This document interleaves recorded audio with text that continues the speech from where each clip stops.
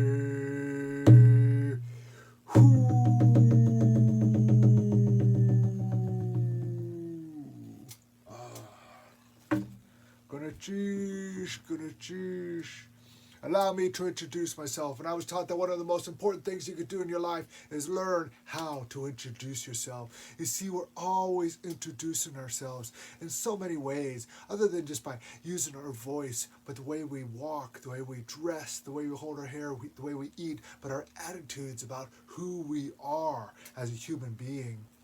Kaya yu hak tu asalk, dak dang tana kat kalkitak kalktu kandu ay khutsiti. Ushkatanyariak ayakhat ha ishik dihini to asak tlankita wewaya slagi Filipino akhat konachish and yakusani yak ewe haya ade konachish ho ho. I just said hi. But that's how we say hello as native people. Yes. And when we introduce ourselves, we don't just share with you, tell you what we do, because we're more than what we do. We share with you a bit of our spirit, our story, and our history. My name is Tagaban. My Tlingit name is Gayao. I am of the Duck Dane Ton clan, the Raven Freshwater Sockeye clan from Hoona, Alaska. I'm the child of a Wishkatan Eagle Shark clan from Mount Juan in Juneau, Alaska. I am Cherokee, Tlingit, and Filipino. I'm a Cherokee Tlinkapino. That means I like to eat my salmon with rice and cornbread. Yeah. But that's a little bit of who I am. But always learn how to introduce yourself, I was taught. Because not only are we introducing ourselves to other human beings, and that was actually lower on the priority of introductions, but we learned how to introduce ourselves to the mountains, the trees, the rivers, the oceans, the wind. You see, when that wind blows, and you could hear it, and you could hear it through the leaves, and the leaves are rustling, and the leaves are rustling. You see, that is exactly the sound our ancestors listened to and heard. Or the waves flowing on the shore. That there is a sound our ancestors heard. Introduce yourself. Who are you? Who are you? Who are you? And I'm going to share with you a few stories. A few stories. You see, because my papa says, now son, you're a story. What you talking about, Papa? I'm a story? Yeah, you're a storyteller. I'm a storyteller, Papa? Yes, your life is a story. I'm a storyteller, Papa. My life's a story. What are you talking about, Papa? Well, let me tell you, son. You see, it all started, son, before you... Well, which one am I, Papa? Story tells my life a story, Papa. Oh, let me tell you. You see, it all started, son, before you were born, Dad. Well, am I a storyteller? Is my life a story, Papa? Papa, what about the animals? Are they stories too? What about the deer? What about the bear? What about the raven, the eagle, the hawk? What about the mice and the bugs? Are they stories? Are they storytellers too, Papa? What about the trees, the oceans, rivers, and the mountains? Are they storytellers? Are they storytellers too, Papa? What about the stars, the moon, and the sun? Are they stories? Are they storytellers too, Papa? Papa. What about? Papa. What about our cat? Papa, is our cat a story? Is our cat a storyteller too, Papa? Papa, why, Papa? Why? Holy. Now, grandchild, just be quiet for a moment. Just be quiet. Let me think here. You see, you are a story. Your life is a story. Before you were born, your story was there. And then your story come to life and start to breathe, son. One day you crawl around, your story crawl. And you walk, your story walk. And then you run. Your story's running, son. Your story's alive, son. Yeah, one day you're going to go to school and graduate. And then you'll go to middle school or junior high or whatever they call it now, son. And you're going to graduate. And then you go to high school, get good education. And then you graduate from there. And then from there, you maybe go to a technical school, maybe you go to college, get some work, learn your traditions and your culture, son. Yeah, son, your life is a story. You're a storyteller. And yes, the animals, the deer, the bear, the wolf, the killer whales, the birds, the mice, and the bugs, they are stories too. The mountains, the rocks, the trees, and the rivers, they are stories. And the stars, moon, and sun, that is your story. You are of them. You are of the universe, son. Oh, yeah. And your cat is a story too. Yeah. And so, son, you tell a good story. That way you get my age. You got something to talk about. Now you go get me a cookie and a cup of coffee. You see, we're all stories. Our life is a story, and we're all storytellers. And those old ones, and the animals, and the stars, moon, and sun, yes, they are stories, and they are also our elders. The mountains, the rocks, the trees, the oceans, and the animals are our elders. And I grew up listening to them, listening to them. You see, it was one time I was riding my bike in Colorado. It was after a long day of work and school and classes, and I was so just tired and exhausted. But I just needed to get out, and something was just pulling me. I don't know what it was. Have you ever had that feeling where just there's something, it's like almost pushing you towards something or pulling you towards it? But I felt that. So I jumped on my bike, and it was towards the end of the day, and I started to ride up the mountain through the trees, switchbacks, because it got really steep. And I rode up, until I got to the tree line. And when I got to the tree line, I started going up and over. There were knolls of grass going up and over, up and over. And I knew that soon I would have to go back down the mountain because the sun was going down. But it was this one knoll I went up, and I stopped on top. And I looked down, and not that far from me, I saw a groundhog. A groundhog. Sometimes they call them marmots. But to me, this was an elder. You see, that groundhog was just sitting there in such a peaceful state of beingness. And that groundhog was just sitting there watching the sunset.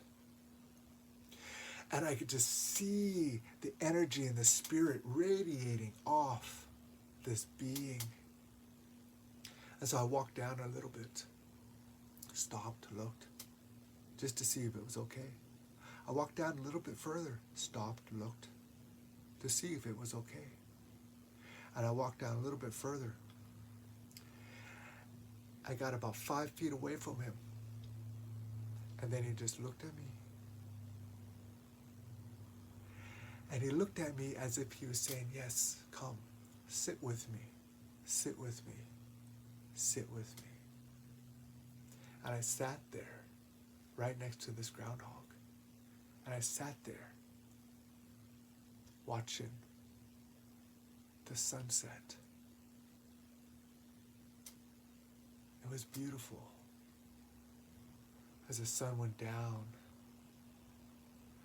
and it started to take the colors away with it. And I sat there and shared breath and shared breath. It was time for me to leave. So I rose, walked away, and I turned and I looked back and I said, thank you, grandfather. Thank you, grandfather. As he just sat there and watched the sun go down, down, down, down. And I jumped on my bike, slowly rolled down through the trees as it got dark, made it home, and simply said, thank you. And I had beautiful dreams that night. You see, our teachers are everywhere.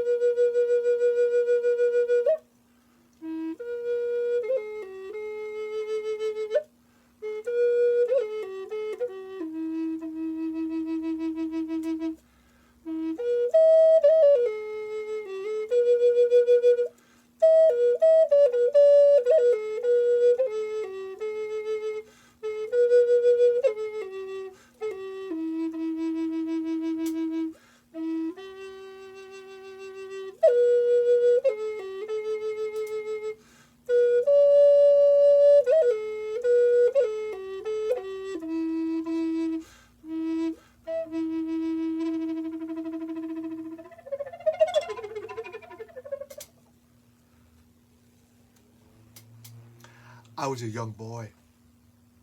I was probably about 6 years old. or so. I'm half Cherokee. My mom is full blood.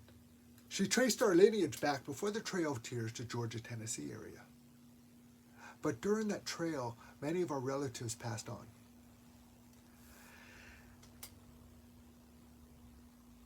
My ancestors made it, and here I am. And they made it to this land they now call Oklahoma. But my mom, she grew up there in Jay, Oklahoma, Xena, Oklahoma, small community. So we went down there to Oklahoma to see the land of where my mama was raised. And it was one beautiful morning when we drove out the road, and we turned off on this other paved road, not too far, and we stopped in front of this house. And the wood was gray, and it was lopsided because one side had started to fall. And we walked up the stairs and sat there. And my mom said, "This is my schoolhouse." This was the one-room schoolhouse that I went to. Brings back good memories, she said. And so, we're just about to take off down the grassy field to the stream that she would swim in. But as my brother and I, who's a couple years younger than I was, we were crossing that road, we looked down the road, and down the road we could see movement. Something was crossing the road, back and forth. We walked through the grass, and it had that morning dew on it that made everything wet. And we were barefoot as we were walking through the grass to see, what is that?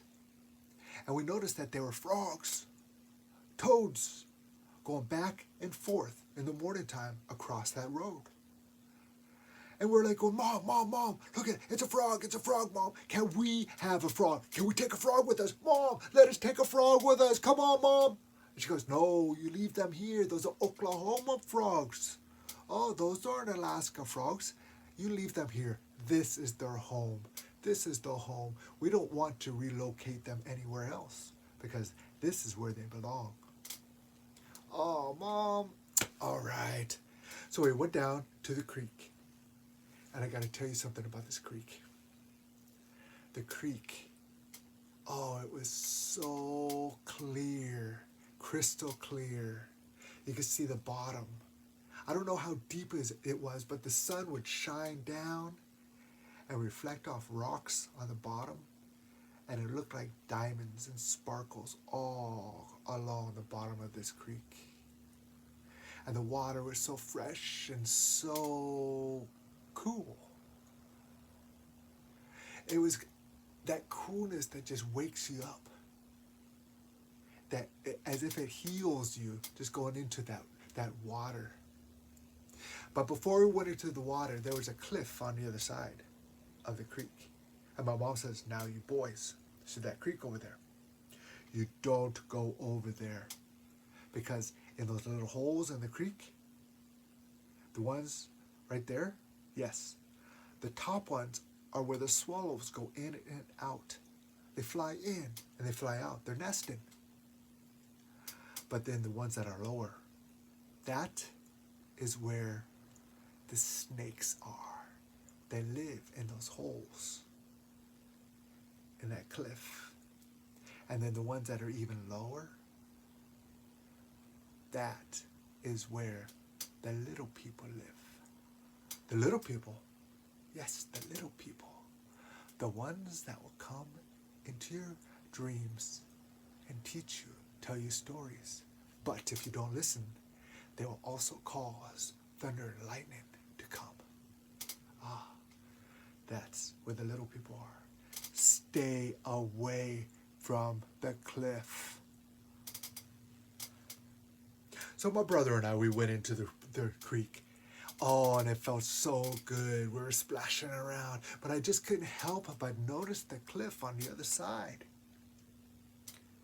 So I got out and I went and I grabbed a stick. Because everyone needs a stick. Because you could do anything with a stick. Because if you have a stick, you can take on a bear. If you have a stick, you can take on a shark. If you have a stick, you can explore the world and the universe. All you need is a stick. And so I grabbed my stick. And my brother is going, "Where are you going? Where are you going?" I said, "I'm going to go poke one of those holes." But Mom said, there's snakes in there. And I said, "That's okay. I have a stick." Mom said, there's little people there. That's okay, because I have a stick. And I do have to point out too that if you have a stick, you can take on dragons. Yeah, that's why I always have sticks with me. Unicorns too, but not so much dragons. So I took my stick and I went over there and I started to poke into those holes. Poke, poke, poke, poke, poke. And a bird flew out. Poke, poke, poke. Another bird flew out. And I poked down, poked around. And then suddenly I poked into this one hole that was lower down. I was poke, poke, poke, poke, poke, poke, poke, poke, poke. And then suddenly the snake came out. And it was a cottonmouth, wide mouth. Came out right at my brother and I, and we ran across the creek. We ran across that creek. I still had my stick, and I grabbed my mom's leg, and my brother grabbed the other leg. And she looked at us, and she's going, "What's going on?" And my brother goes, "He was poking the holes. We went to the cliff. He was poking the holes. But Mom, I had a stick." And she looked at me and says, "Yeah? What did I tell you?" I gotta say this. We ran to our mom and grabbed my mom. Grabbed her legs because, you see, moms are the most powerful beings in the world. They don't need sticks. And so we left the creek and we were walking up back to the road. And as we were walking back up to the road, it started to get warm. I mean, not just warm, but hot. Hot. And we were just sweating. It was so hot. Oh my goodness. And we got to that road, and the pavement was so hot. It's as if it could cook something right on it. But we noticed something on the road. We noticed on that road frogs. But the frogs were smashed. Because while we were gone, cars kept going back and forth as the frogs were crossing the road. The birds started to come down and get the frogs. But I took my stick, and started to scrape up the frogs. And those frogs, I scraped it up. And it was hard as cardboard. There were smashed frogs all over the place. And we started scraping them up, because some of them looked like they were crawling. Some of them looked like they were like running. Some of them looked like they were like looking through binoculars, and what they looked like little army men. You know those green army men? And they became our army men. We took all of these dried up, flat, cardboard feeling frogs, and we put them in a bag, and we took them home to my auntie's house with us, and we played army men with these here flat cardboard frogs. We put them up in the trees, started throwing rocks at them. We took them and we were chasing the chickens around with our army guys, and throwing them like little darts at all the chickens around. And we had these here little flat frogs with us. And then it was time for us to go home to Alaska. Now I'm going to tell you this. Alaska is the largest temperate rainforest in the world. That means there's a lot of moisture. Yeah. Well, my mom, she says, "Now you put those frogs away. Again, this is their home. They belong here. We don't want to take them someplace else where they don't belong." Mom, so what do you think we did? We put him in a bag and we put him in our suitcase. And we got up to Alaska. We couldn't wait to show our friends, our frogs, our army men. And we pulled them out, and for like the first hour or so, they were great, and then they started to flop around a little bit and get kind of slimy. And they weren't so much fun anymore. And so we put them back in the bag, and we didn't want to get in trouble, so I shoved them in the back of my drawer. So a few days later, maybe a week, my mother went into our room, and she smelled an awful, awful, awful smell. Now, our room always smelled awful because we're boys. But this time, it was awful. And so my mom was searching underneath the bed and the closets, and then she opened up the drawers. And what did she find? Our frogs. And she said, "Boys, come here." And what is this? And she held up the bag. And what did we do? Gave her the standard response. I don't know. Didn't I tell you to leave this? These frogs don't belong here. These are Oklahoma frogs. They belong in Oklahoma. Nothing we could do about it now. Now you take these frogs down to the pond. Take them to the pond. You lay them out there. And then you take some food, some of these crackers, and you sprinkle them over those frogs to feed their spirits. And then you take this tobacco to acknowledge the spirits of those frogs and lay it down.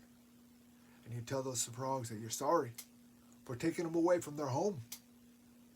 Now go. Oh yes. And sing them that song. Sing them a song. So we went down to the pond. We had about 10 or 12 frogs. They were smashed. They were slimy. And they were smelly. And we laid them all out. We laid down some crackers, some food to feed their spirit, some sacred tobacco, to offer their spirits of them and their ancestors. And then I sing a song. Hui wa, hui wa, hui wa, hui ha, hui wa, hui wa, hui wa, ha, hui ha, hui ha, hui ha, hui ha, hui ha, hui ha, hui ha. And I turned my back and walked away. And then suddenly, my brother and I heard splashes. And I turned around, and the frogs were gone. And all that was there are the ripples in the water of something that swam away. You see, I truly believe on that day,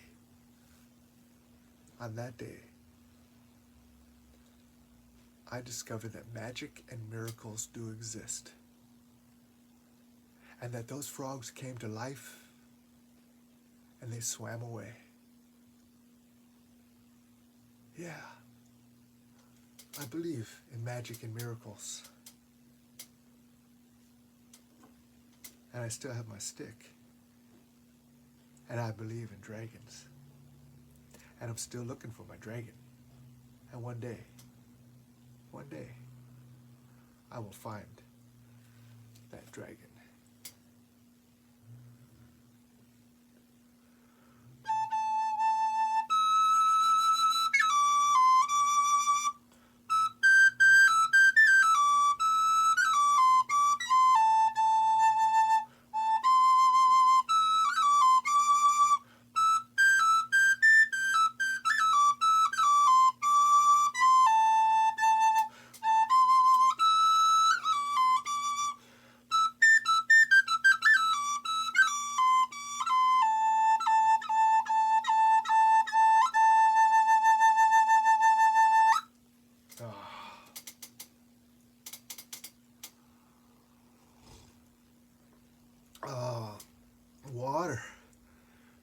wachoni.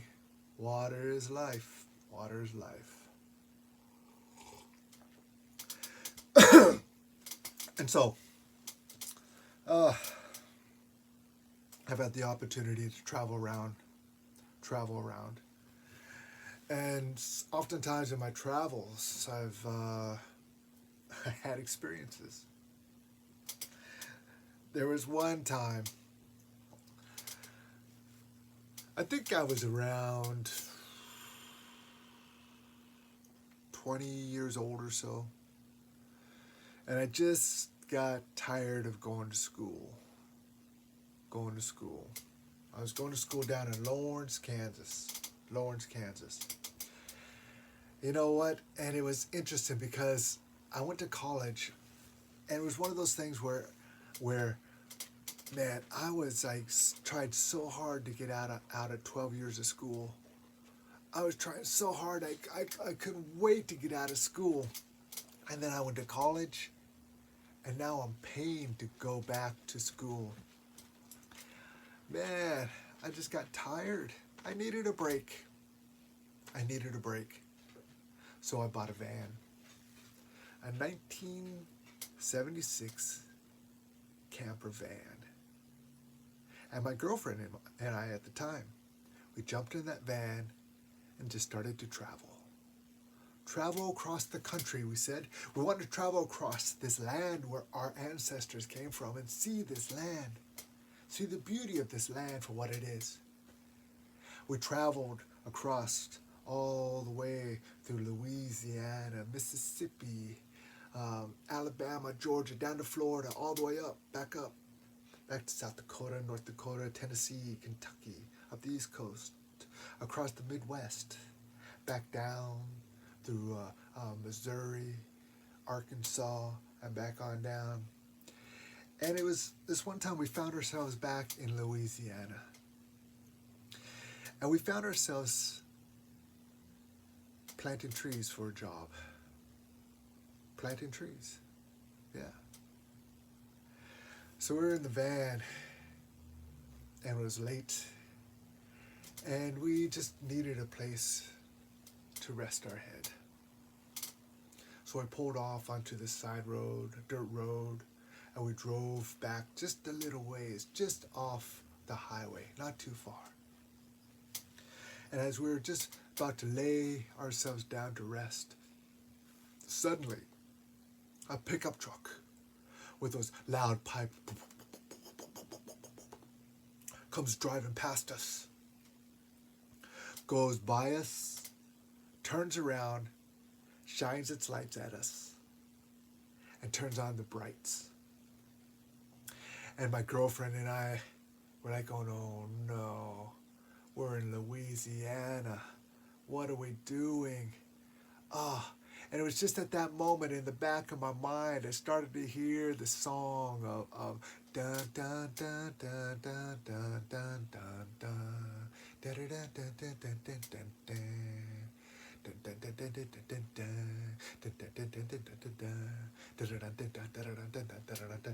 dun dun. And the truck came forward right next to the driver's side. So I rolled down my window. And there was a young man and a young lady. And they looked at us. Both us. My girlfriend, young man, young lady. They says, where y'all all from? I said, I'm from Alaska. Alaska? I noticed. What are you, Alaska? Got a little lost now, didn't you? I said, no, we're just down here, just planting some trees, doing some work. Now, you ain't taking any work from our folks down here. A lot of people down here, we need some work. You ain't taking our jobs now, are you? I said, no, we're just passing through, planting our trees, and then passing through. Alaska. Huh? That's interesting. You guys talk funny, they said. We talk funny? Yeah. He said, let me hear you say fire. And I said, fire. Fire. Fire.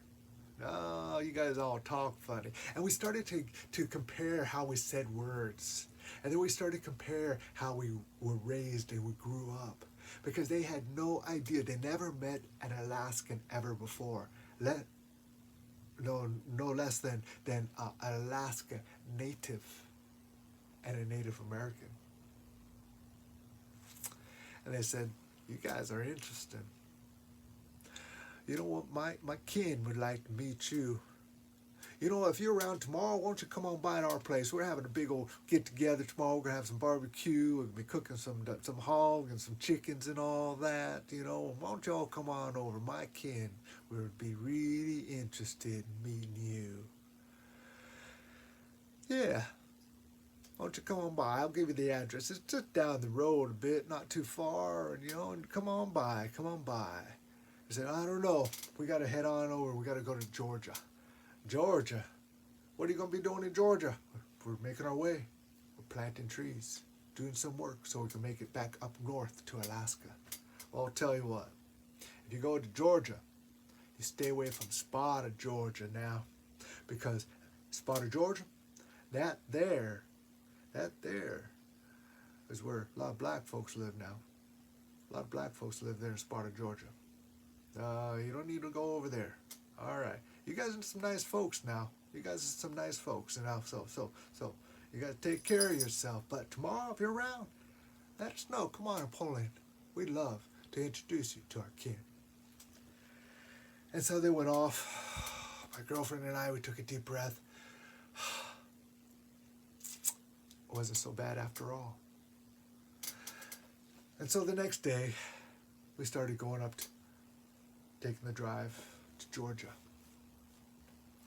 And we found ourselves in Spotted Georgia. We just couldn't help it. So we pulled in and went through this neighborhood, and we were hungry, so there's a basketball court across the way, and across the way from the basketball court there's a little diner. And we went in there and we grabbed a sandwich. And we took the sandwich outside, we went across the street to the basketball court and sat there. Because there were a group of young men who were playing ball. And as I'm sitting there, we're eating our lunch, having a sandwich, and they're starting to play ball, and they're starting to talk back and forth. Hey, are we going to get a game going or not? We're going to get a game going or not? Come on, let's play some ball. Let's play some ball. Let's play some ball. You know, and they go, well, we need one more player. Oh, Junior's supposed to be here. Where's Junior at? We need one more player. And they're looking around. Well, okay, you can't play. You're supposed to bring Junior. I said, no, I want to play. He's not going to play. Oh, we need one more player. And suddenly, all at once, all of them turned and looked right at me, sitting there against the fence, eating my lunch. And then they come walking up there and says, hey, you. I go, yeah. You play ball? What? Me? Yeah. Do you play ball? Now let me tell you this. Native Americans, we love basketball. I grew up playing ball. You see, the basketball is round like the earth. It's a sacred shape. So out there in Indian country, basketball is a sacred sport. And I told them, yeah, I play ball. And they said, oh, check it out, little Gomer here, he plays ball. They started calling me Gomer. And I'm like going, you know, come on, Gomer, come on, get up. Let's play some ball. And I was just like a little tight. I was like the oldest one of them, you know, and so I started stretching out and stuff, and, you know, and stretching my hamstrings a little bit, and they looked at me, no, don't worry about doing all that. We just need you to run up and down the quarters, you know, play, you know, and stuff like that. We got to make the teams even. We ain't going to pass you the ball. Now just come on, let's play some ball. And sure enough, we started playing ball, dribbling up and down the court, and I'm open. Come on, pass me the ball, give me the ball, come on, pass me the ball. And nobody would pass me the ball. And then somebody shot. And I went up and I got the rebound. And everyone's going, come on, Gomer, give me the rock. Give up the rock. Come on, give me the ball. Pass me the ball. Don't dribble that. Don't hold on to that ball. But the thing is, it was my ball now. And I wasn't going to give it up for nothing. And so I'm dribbling up and down the court, behind the back, between the legs. You know, and they're going, oh, Gomer here, he looks like he can play a little ball now. Let's see if you can guard him there. Let's see if you can guard him. And I'm going down the court, passing behind the legs, spinning, fake this way, fake that way. And then I pushed back in, faded back, and I shot. Now, I'll tell you what. I didn't shoot just to prove that I could play ball. I shot in honor of indigenous people across this country. I shot in honor of indigenous people on this earth. I shot in honor of all those indigenous people traveling through space that those space people came down and took. And I shot, and when that ball left my hand, going to the hoop, nothing but net. And all those guys, they said, oh boy, old Gomer here can play some ball. We played basketball all afternoon. Myself, Native American, these black guys getting together to play ball. Now, when we were done, they said, can we ask you a question? I said, yes. Are you an Indian? I said, am I an Indian? Let me tell you what. Yeah. But we say, Indian. I'm Indian. Or I'm native. Yes. And so is my girlfriend. Yes. We're both Indians. Wait here, they said. Wait here. We have somebody who wants to meet you. And they all scattered in different directions. And we're like, oh, should we run too? And I said, no, they'll be back.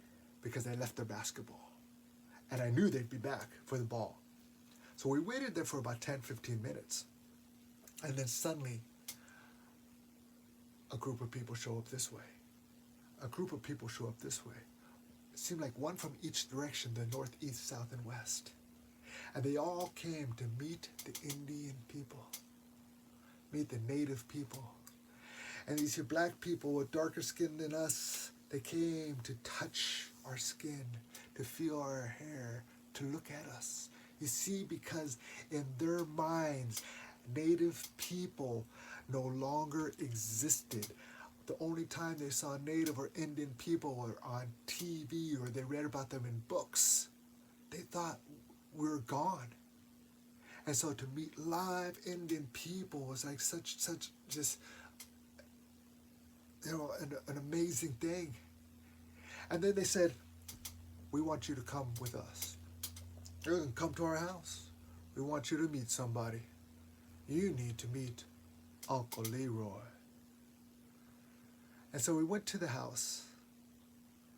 And there, standing in front of that house, was a black man. He was leaning on a stick. He was thin,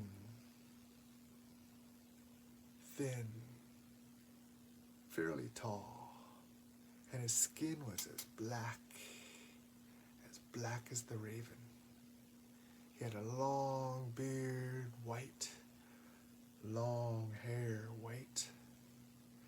He had blue tinted glasses, and he had an unlit cigar out of the side of his mouth, chewing on that.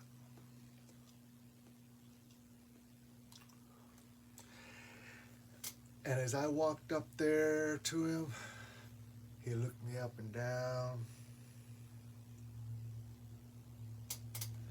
looked me in the eyes and said, "My Indian brother."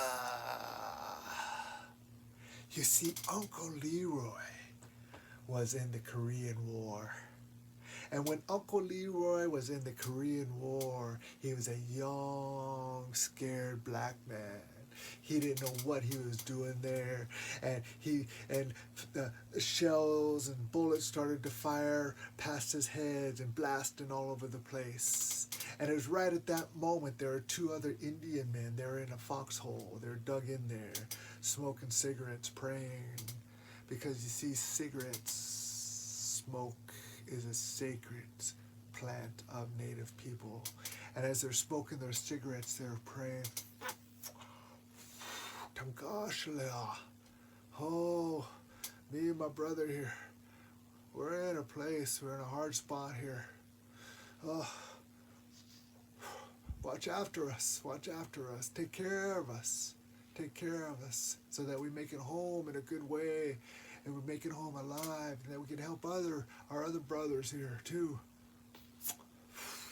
If you're listening to us right at this moment, Dankashlia, give us a sign that you're listening to us. And right when he said that, Uncle Leroy was running. He dove right into that foxhole with these two Indian guys. And his eyes are big, frightened. And he's just like tiny, just shaking. And those two Indian guys looked at Uncle Leroy. And he says, Dankashla, I know you talk to us in many ways. And I'm going to thank you for sending this black man to us to help us. That you're listening. Thank you for sending us this black man as a good luck charm. We will watch after him. Teach him. We will teach him and take care of him. Oh, as he will take care of us. Thank you, Tankashlia. And as they sat there in that foxhole, they offered Uncle Leroy a smoke. And during their whole time in Korea, they fought together. They lived together. Through Korea, and then through Vietnam. And Uncle Leroy learned about brotherhood, about spirit, about ancestry. And Uncle Leroy, he knew about native people. And all night long, Uncle Leroy sat and he told us stories about his time with his two brothers.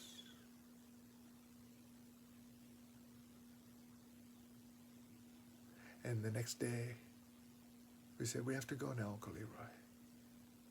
And Uncle Leroy, he offered me a cigarette, some tobacco. And I said, Gonna cheese, thank you, Uncle Leroy. And as I was driving away, I saw in my rear view mirror, as Uncle Leroy was standing there on a stick, blue shades, long beard, skin as dark as the raven. As I was driving away, I could see him saying, my Indian brothers.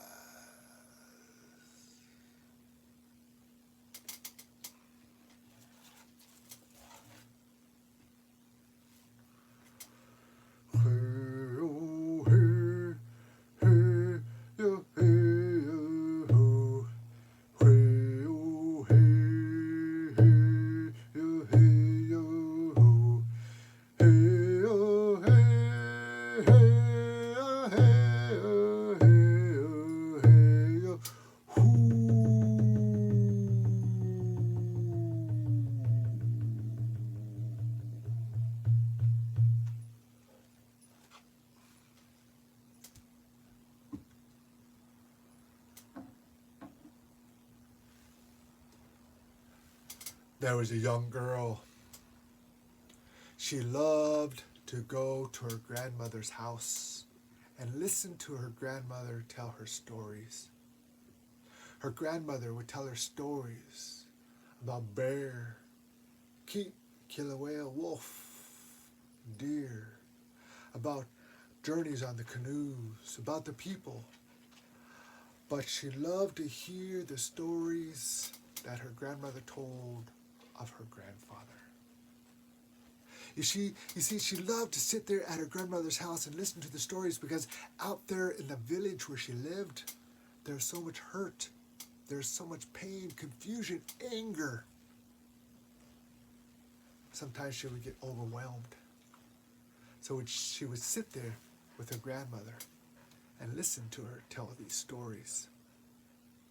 You see, it was one day that the grandmother, she said, "Now, my dear, you see that little basket up there? That one right there on the shelf. Reach up there and get me that basket right there." And this she did. She reached up there and she got this basket. And she said, "Now, take that basket and open it up." And she looked inside, and it was filled with seeds. And she says, "This is the only thing that is left of the old days. This basket of seeds. Now put it back up there. Gently, my girl. Gently, gently." And this she did. It was one day that this girl, she was walking out of her grandma's house, walking into the village, and she was overcome with the hurt, the anger, the frustration, the confusion. And she was overcome with it, and she closed her eyes and she fell to the side of the trail, and she laid there. And people walked by. Nobody helped her. Nobody helped her. They just let her lay there alone. And with this young girl, she sat up, rubbed her eyes, and she looked around. But this time, she looked around and there was nothing. Where there used to be houses, they were gone. Where there used to be forest, that was gone. And the area where there was the ocean, that also was gone. Everything, the mountains, everything was gone. All that was left was dust. And a tear went down her face and fell, and when it hit the ground, dust bellowed up. And suddenly she heard a voice that said, "Granddaughter." She looked around, "Granddaughter." And in the direction of the voice, there was a faint trail. And so she started to follow that voice, follow that trail. And as she was on that trail, water started to sprinkle up from the earth. Grass started to grow from that trail. "Granddaughter." And she followed the trail even further. Small bushes started to emerge from the earth. Those trickles of water turned into a small stream. And she still followed that voice in that path. Soon birds started to fly overhead. Deer started to run across the pastures. That small stream was now a big river. Trees were all over the place. And she walked down that path and kept hearing this voice, "Granddaughter, granddaughter." And she went there, and it was as if the trees opened up and invited her in. And when she went through those trees, everything opened up, and there was a beautiful crystal lake surrounded by mountains covered with snow up on top. And there are animals living and just all about. And on the side of this lake, she saw somebody waving to her, "Granddaughter, granddaughter." And as she went around and she got closer, she recognized who this person was. "Grandfather, oh, grandfather, it is so good to see you." And she ran and they embraced and held each other so tight. "Oh, sit down, my girl, sit down. It's so good to see you.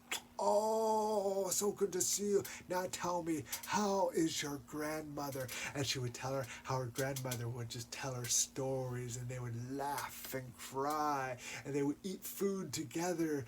Oh, she loved listening to her grandmother's stories, and grandfather was going, "Oh, good, my girl, good, my girl. Now tell me, how is the village? How are the people?" And she hesitated. And then she told grandfather about the hurt, the anger, the confusion, the frustration, the heaviness that was coming down on everybody. And when she was done telling the story, she looked up and a tear was coming down grandfather's face. And grandfather said, "Now, my girl, you must go back to your village. I want to stay here with you, grandfather. It's so beautiful here. It's so nice. I want to stay here with you. No, shh. Listen. I'm going to tell you a story.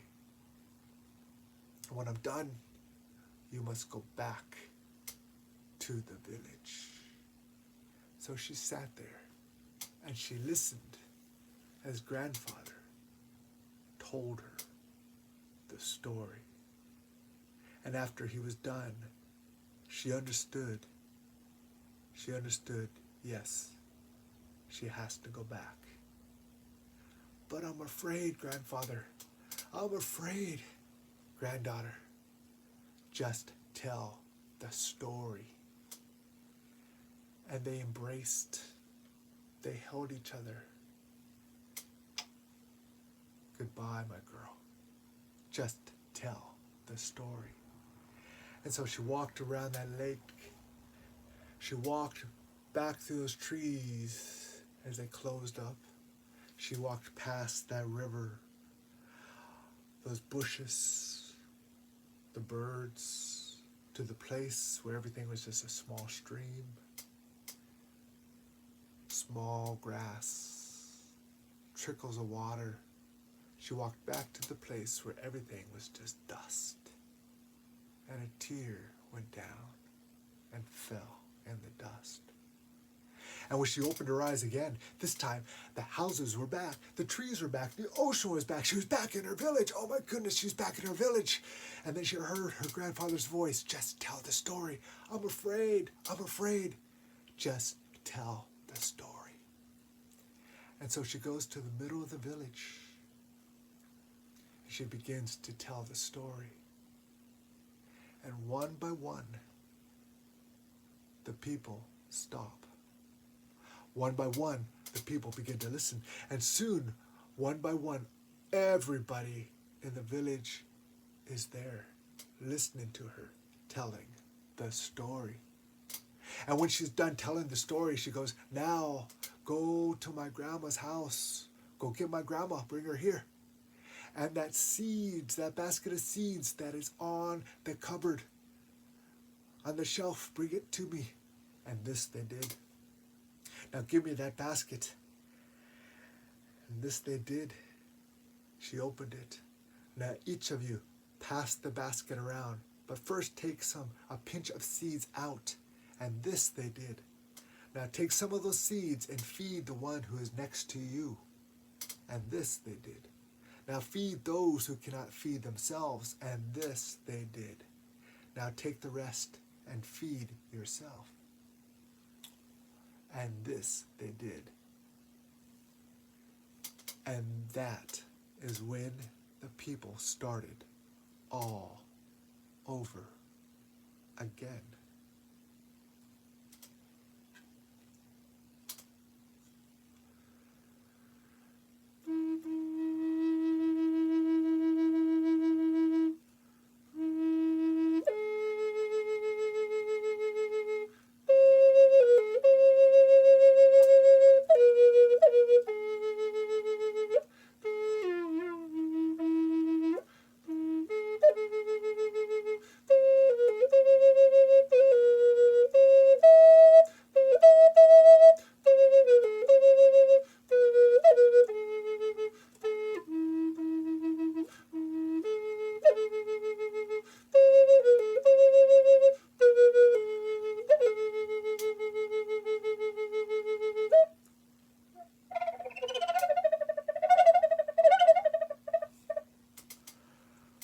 So I thank you. I thank you. Thank you for being here. Thank you for your presence. Take time just to give thanks. Just to give thanks. Yeah. And notice the things around you, the trees, the waters, the wind, the air, and just to give thanks. Yeah. And feed each other. And feed those who cannot feed themselves. And let's be the seeds. And let's be the seeds towards a better world. Thank you for listening to my stories. Remember, you are a storyteller. And tell a good story. Your life is a story. Konachish, konachish, konachish. Ho ho, ho ho, ho ho.